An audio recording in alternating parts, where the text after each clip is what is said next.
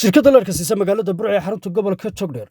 ayaa qiimo dhimis ballaaran u samaysay macaamiisheeda iyo macaamiisha cusubba inta ay socoto carwa ganacsiyeedka Soomaaliland oo si toos ah uga furantay magaalada Burco ee xarunta gobolka Togdheer waxaana ka warbixiyay Cali Ciiga Maxamed oo kamid ah saraakiisha sarsare ee shirkadda Heeko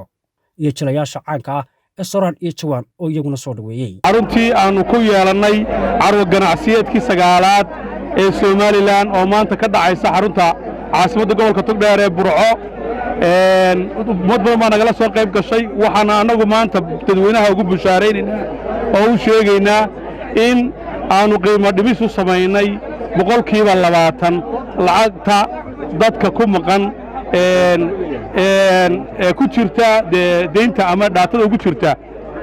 bishan hadda socoto wixii ka horeeya wixii lacag ku taagan tahay 20% discount aan siinayna diiwaan gelinta iyaduna waa free qofkii maanta dab xidhanaya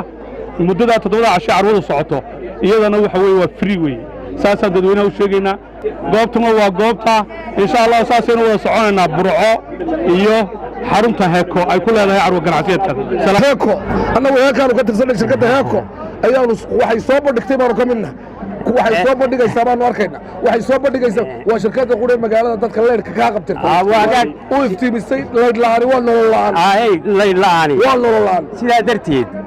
shirkadda Heeko waxay u soo bandhigaysaa dadweynaheeda leer qiimo jabana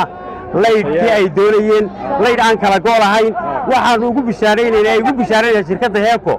inay u soo bandhigayso adeegeedu ugu hufnaa ee dhinaca leerka waa Siciid Cali Cusmaan Xaalays telefishinka caalamiga Gobonimo magaalada Burco ee xarunta gobolka Togdheer